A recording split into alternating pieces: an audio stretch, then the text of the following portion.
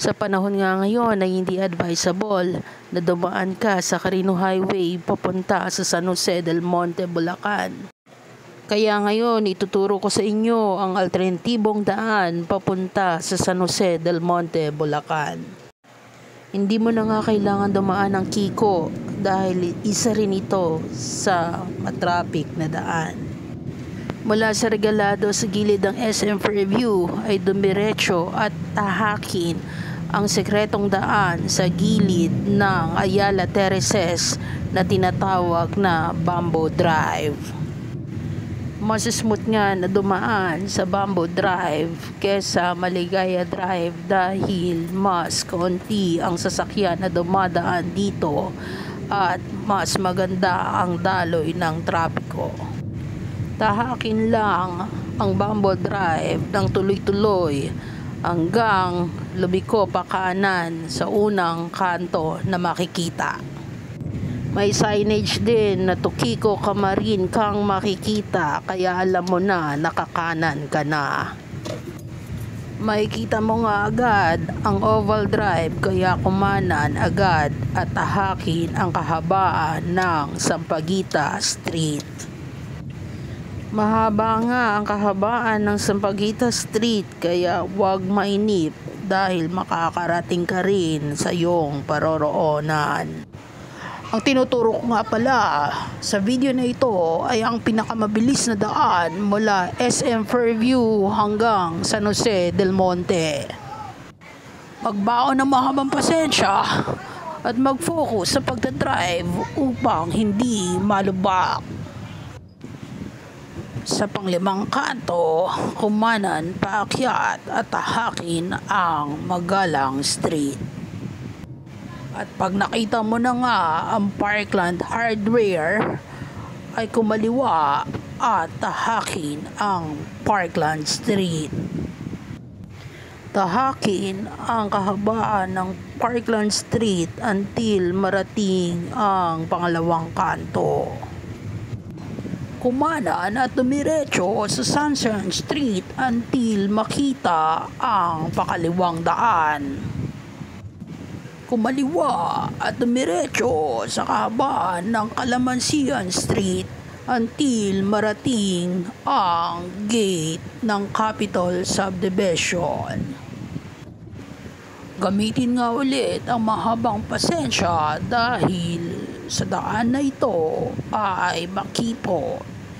Isa pa, bawat gilid ay may nakaparada na mga tricycle. May donation nga pala na 10 piso pag dumaan ka sa Capitol Subdivision. Diretsuhin ang Carnation Street at sa pangalawang kanto ay kumaliwa sa Orchid Street. Then kumanan sa Malanting Street. Dumiretso nga at sa dulo ay lalabas ng gate ng Capitol Subdivision. Pagkalabas sa gate ng Capitol Subdivision ay kumaliwa sa Catbon Street at mag-drive ng tuloy-tuloy.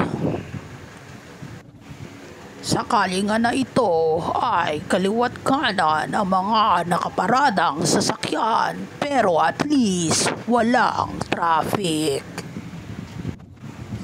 Pag-drive ng tuloy-tuloy hanggang marating ang dead end at kumaliwa sa Sanana Street. Magmaneho nga ng diretso hanggang marating ang intersection.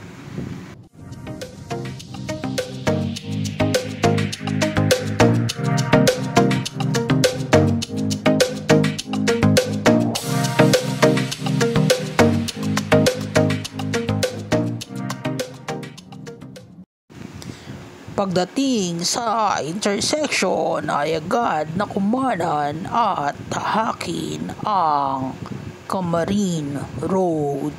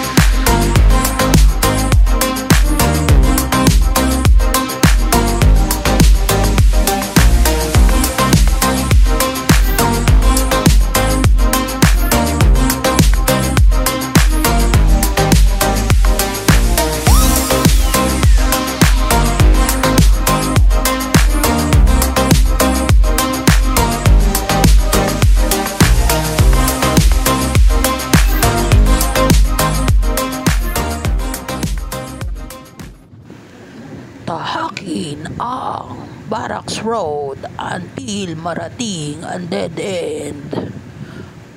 Lumiko sa kanan at tahakin ang Malari Road.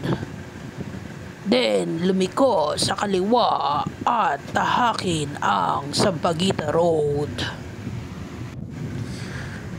Sa dulong kalsada ng Sampaguita Road ay lalabas ka ng Quirino Highway.